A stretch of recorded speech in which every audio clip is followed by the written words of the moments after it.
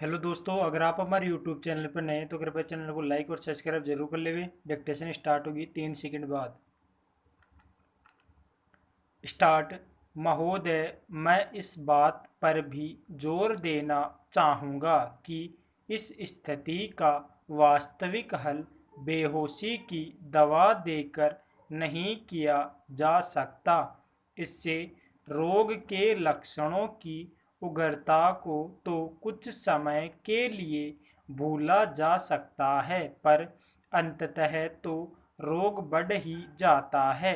सभी जगह राजनीतिज्ञों की इस उलझन को मैं समझता हूँ, जो बड़े उपायों पर सच्ची सहमति न होने के अभाव में तात्कालिक लाभ के उपायों को ही प्राथमिकता देने लगते हैं।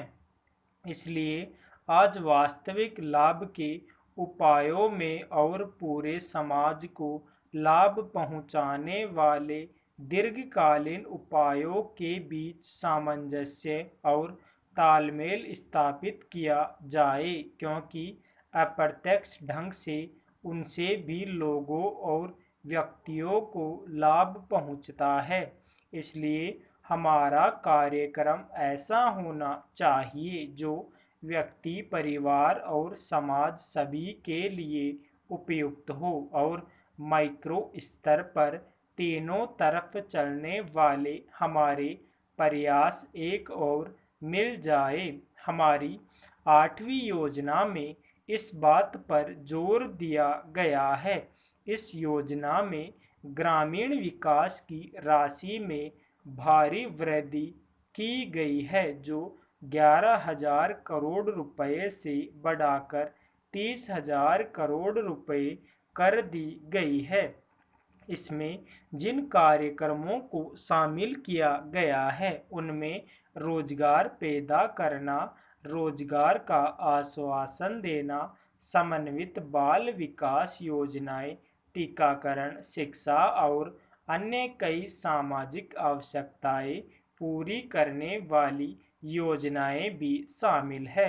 इस बात की आवश्यकता हमेशा बनी रहती है कि समय समय पर लोगों की ज़रूरतों और मांगों को देखते हुए उनमें हमेशा यथोचित सामंजस्य किया जाना चाहिए। तथापि केवल इतना ही पर्याप्त नहीं होता कि योजनाएं शुरू कर दी जाए। योजनाएं शुरू करने के साथ साथ यह भी जरूरी होता है कि लोगों को उन्हीं की भाषा में शिक्षित करने और समझाने के लिए एक व्यापक साधन और सतत अभियान चलाया जाए, ताकि उनके समझने और देखने के ढंग में जो छिद्र या गलतफहमी है उसे दूर किया जाए, क्योंकि प्राय उसके कारण विभिन्न प्रकार के आंदोलन शुरू हो जाते हैं। इसलिए गांवों में उन्हें समझाने के माध्यम में परिवर्तन करना अत्यधिक महत्व का है। और मुझे इस बात का निश्चय नहीं कि इस दिशा में हमने जो कुछ करना है क्या वह हम कर चुके हैं। पैरा प्रगति और वृद्धि की दर में तेजी लाने के मार्ग पर चलने के लिए सामूहिक प्रयास की जरूरत होती है। यह जरूरी है कि सरकार प्रक्रिया संबंधी बाधाओं को दूर करे, ताकि ऐसा वांछनीय वातावरण बन सके, उद्यम करने की भावना बढ़ सके, उसका विकास हो सके और वह पनप सके। हमने यही करने की चेष्टा की है। अब यह काम उद्यमियों का है कि पूंजी निवेश करके उत्पादन बढ़ाकर तथा अधिक कुशलता लाकर ज़्यादा रोजगार पैदा करें और आय बढ़ाए। आय बढ़ाने के साथ साथ मांग बढ़ेगी और इस तरह उत्तरोत्तर वृद्धि का चक्र शुरू हो जाता है। पेरा महोदय, इस तरह पूरा पिरामिड बढ़ता जाएगा। यह विचार बड़ा स्पष्ट और सरल लगता है, परंतु जब इसे हमारे जैसे विशाल आकार, जनसंख्या और सामाजिक जटिलताओं वाले देश पर लागू किया जाता है तो इसे कार्यान्वित करना अत्यंत दुष्कर कार्य हो जाता है। अब चूंकि प्रगति और वृद्धि के लिए वातावरण अधिक अनुकूल बन गया है, इसलिए अब संसाधनों का प्रश्न सामने आता है। टेक्नोलॉजी, गुणवत्ता, उत्पादकता और प्रतियोगिता के प्रश्न सामने आते हैं। इन प्रश्नों पर विचार करते समय हमें विदेशी कारकों की समस्या पर भी ध्यान रखना पड़ता है। इस संदर्भ में विदेशी और टेक्नोलॉजी अपने देश में आती रहे, यह प्रश्न प्रासंगिक बन जाता है। बाजार में प्रवेश मिलने का प्रश्न भी महत्वपूर्ण बन जाता है। हमें अपनी अर्थव्यवस्था के एक भाग के रूप में ही देखना चाहिए। हम एक अलग थलग द्वीप बनकर नहीं रह सकते। हमें तो स्वयं को विश्व की प्रणाली के एक भाग के रूप में ही देखना चाहिए। इसी के साथ द्वीप का भी अस्तित्व बने रहना चाहिए और राष्ट्रीय हितों को भुलाया नहीं जा सकता।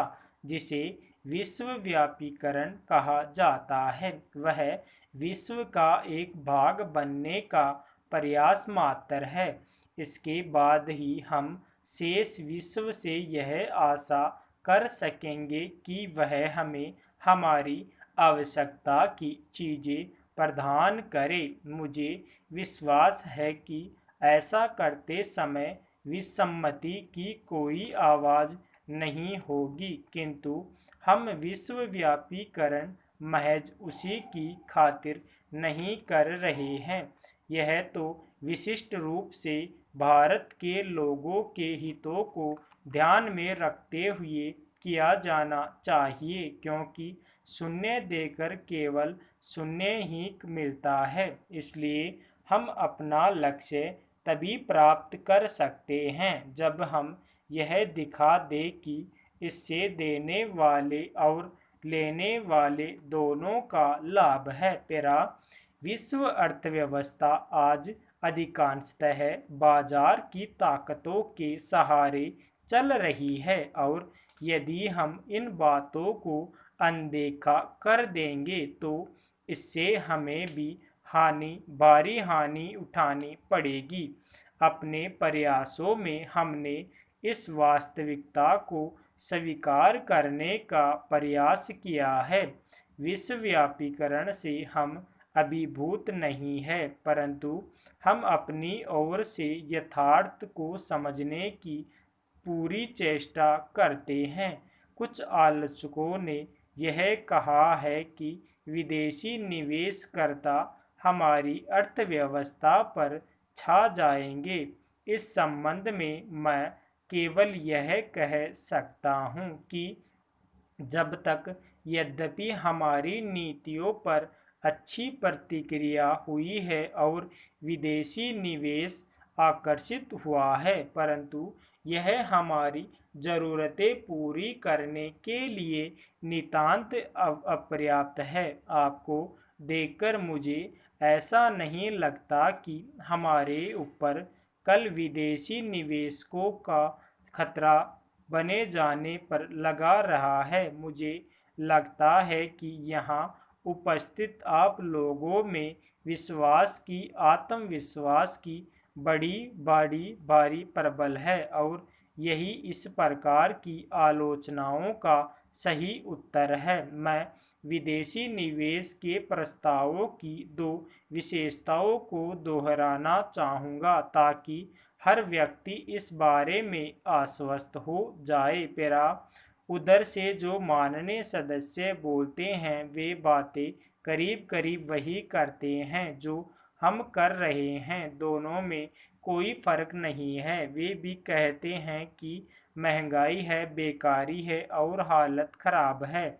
सरकार की तरफ से भी हरेक वक्तव्य को इसी वाक्य से शुरू किया जाता है कि उसे विरासत में खराब हालत मिली है, जिसे सुधारने में समय लगेगा। मैं निवेदन करना चाहता हूं कि सरकार एक अवधि निर्धारित कर दे कि वह कब इस